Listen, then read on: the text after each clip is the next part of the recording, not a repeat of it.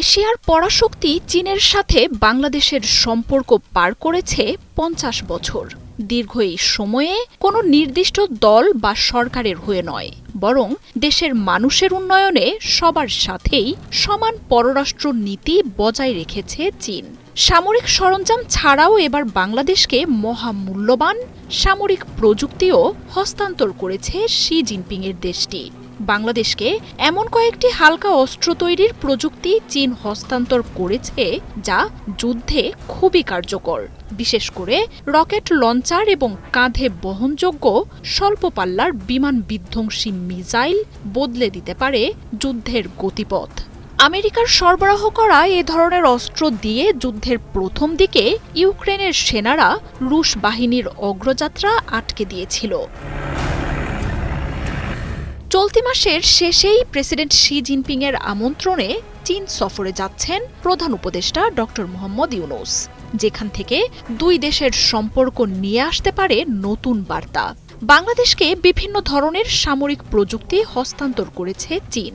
এর মাধ্যমে দেশীয় প্রতিরক্ষা শিল্প ঘাঁটি গড়ে তোলার উদ্যোগ নিয়েছে বাংলাদেশ। চীনের রাষ্ট্রদূত ইয়াও ওয়েনের উপস্থিতিতে প্রকাশিত national image of China in Bangladesh শীর্ষক এক গবেষণাপত্রে এই তথ্য উঠে এসেছে। গবেষণাপত্রে বলা হয়, রাইফেল, রকেট লঞ্চার, ম্যানপেড, হালকা ইউটিলিটি যানবাহনের মতো ছোট ও মাঝারি আকারের অস্ত্রের জন্য বাংলাদেশ অর্ডিন্যান্স ফ্যাক্টরি এবং বাংলাদেশ মেশিন টুলস ফ্যাক্টরিকে প্রযুক্তি হস্তান্তর করেছে বেইজিং, যা একটি দেশীয় প্রতিরক্ষা শিল্প ঘাঁটি বা ডিফেন্স ইন্ডাস্ট্রিয়াল বেস গড়ে তোলার লক্ষ্য অর্জনে সহায়তা করবে। এর আগে ২০১২ সালে চীনা সহায়তায় বাংলাদেশ নৌবাহিনী খুলনা শিপইয়ার্ডে নির্মিত প্রথম দেশীয়ভাবে উৎপাদিত পেট্রোল জাহাজও নৌবহরে অন্তর্ভুক্ত করে।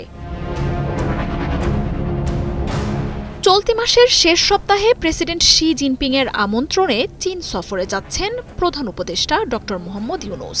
সফরে শি জিনপিংয়ের সাথে বৈঠকেও বসবেন তিনি। তার আগেই দুই দেশের প্রতিরক্ষা সম্পর্কের এমন ইতিবাচক এক দিক উঠে আসায় প্রত্যাশা বাড়ছে এই সফরকে ঘিরেও। দুই নেতার এই বৈঠকে চীন বাংলাদেশ সম্পর্ক নতুন মাত্রায় পেতে পারে।